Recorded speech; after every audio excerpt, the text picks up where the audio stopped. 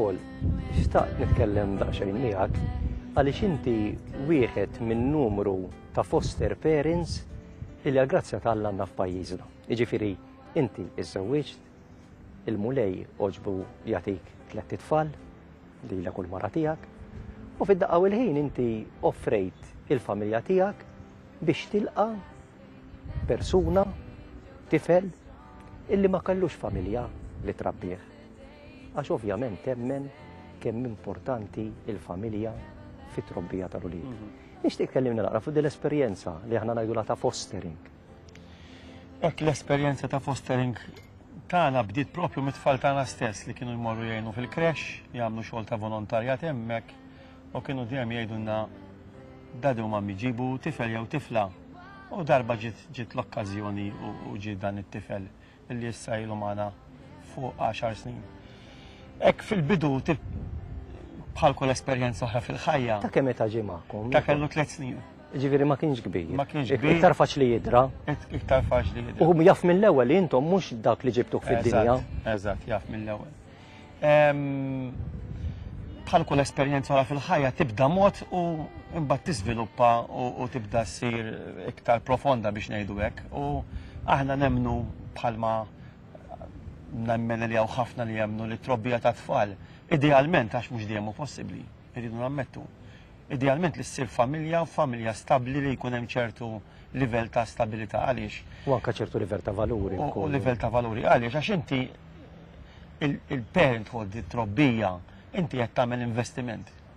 Dak li qed tinvesti irrendilek, jekk tinvesti tajjeb, jew id-dritt ħassib id-dritt il-qudiem għalkemm ikun hemm momenti illi Naħseb wara jekk tinvesti l-mawieġ. Aħseb wara jekk tinvesti l-mawieġ. Jiġifieri trobbija kan ħares lejha jien, anke jiena kemm jiena u kemm il-mara tiegħi, illi trobbija dak li ħadpoġġi dak li ħassib il-qudiem u dak li ħajkun hemm, dak li ħajirrendi. U aħna nemmnu illi kull tifel u kull tifla għandu jkollu mhux l-opportunità ngħid jien, għandu jkollu id-dritt. Id-dritt li jitrabba ġo familja. Issa, nafu li minħabba diversi raġunijiet fl-antik kienu jkun li jmutu wieħed mill-ġenituri jew it-tnejn jew il-faqar. Illum forsi nbidlet, mhux forsi nbidlet raġuni għala tfal jispiċċaw mingħajr familja. Hemm diversi raġunijiet iktar soċjali llum, problemi ta' droga. Imma l-iktar importanti li dawn it-tfal qed isibu familja. Għax għandna familji ġenerużi li qed jilqgħuhom fih danhom. U inti f'dawn l-10 snin tara l-effett li sar fuq dan it-tifel li trabba magħkom. Nara l-effett li sar mhux biss f'dan it-tifel li trabba magħna, imma anke wkoll fiku. Fina bħala familja. Fina tifhem. Dana it-tifel il-fostering irridu nħarsu leħ bħala inti daqs li kieku tiegħek. Eżatt. Fil-fatt l-espressjoni nisibu fil-Vanġelu tal-ħadd li ġejji, dan hu ibni l-Ażiż li fih insib il-għaxqa tiegħi. Jiena ċert illi inti tajda għal 3 ulied bioloġiċi tiegħek. Eżatt. U għal dan li ffosterijajt, hux veru. U ngħidha b'mod aktar għaliex fil-waqt li tfal tagħna naturali kellhom ċertu livell ta' bżonnijiet bħalma jkollu kulħadd.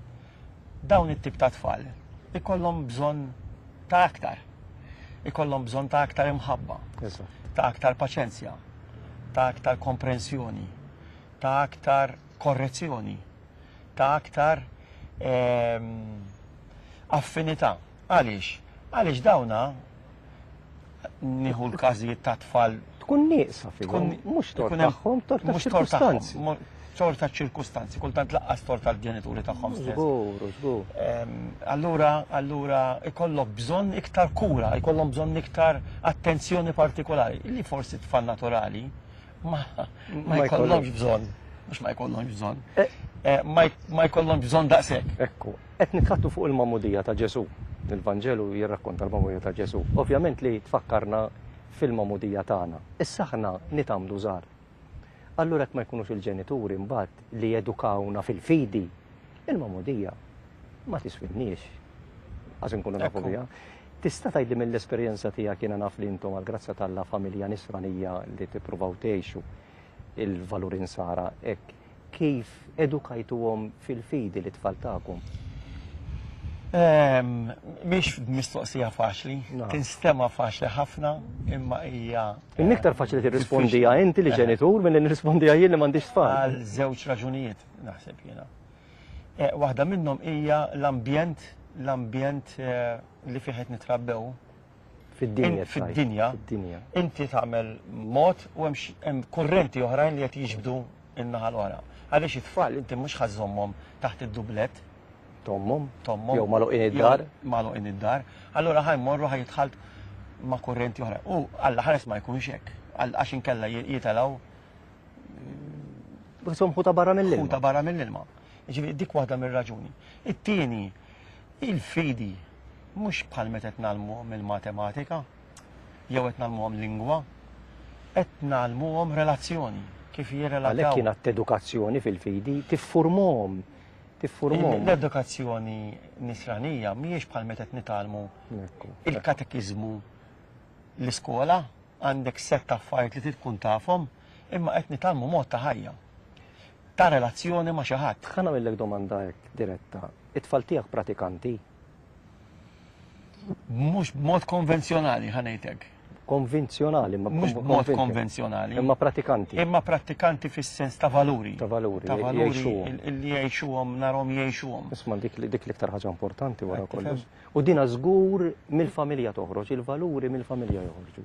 Ġifieri aħna jekk irridu illi l-mamudija ma tkunx ċerimonja, imma bidu ta' ħajja ġdida, fil-familji tagħna irridu nedukaw l-itfal tagħna illi jkunu nsara. U l-iktar mod li dan nagħmluh huwa bl-eżempju.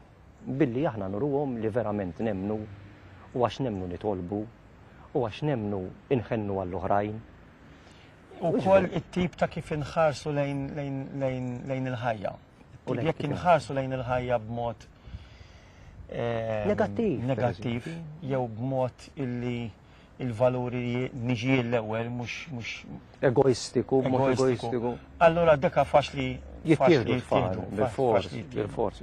Minn ħażin faċli iktar jittieħed minn dak li huwa. Kollox jittieħed. Speċjalment fit-tfal kollox jittieħed. Mentri jekk aħna jkollna din l-attitudni pożittiva lejn il-ħajja. Il-ħajja sabiħa.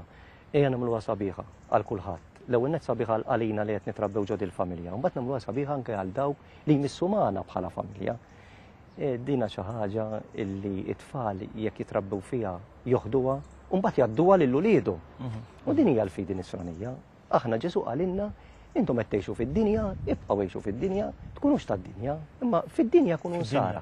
Imma fid-dinja kunu nsara. Allura hekk jalla jkollna familja bħal tagħkom, mhix l-unika waħda, għandna ħafna familji tajbin hekk f'Malta illi huma insara veri, familji b'saħħithom, illi jagħmlu l-ġid lil uliedhom u lil kulħadd. U hekk ikonna verament mamudija bis-sens min jitgħammet mhux qed jitgħammet għaċ-ċerimonja, imma qiegħed verament jitwielet fi Kristu u jgħix ma' Kristu bħala nisrani u jagħmel ġid lilu u l dawk illi jkunu madwaru. Grazzi li qsam din l-esperjenza magħna. Grazzi inti.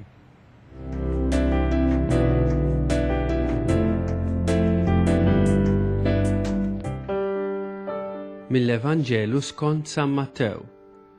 Ġie Ġesu mill-Galilija lejn il-Ġordan għand Ġwanni biex jitgħammet minnu. Imma Ġwanni ma ħallihx u qallu: Jiena hu li jeħtieġ li nitgħammet minnek u int tiġi għandi? Ġesu qallu: Inti għalissa ħallik minn dan għax hekk jixraq nagħmlu biex intemmu s-sewwa kollu. Imbagħad Ġwanni ħallih jitgħammet. Ġesu wara li tagħmmet minnu fih tala mill-ilma u wara ismawit infetħu u ra l-Ispirtu ta' Alla nieżel qisu ħamiema u ġej għal fuqu.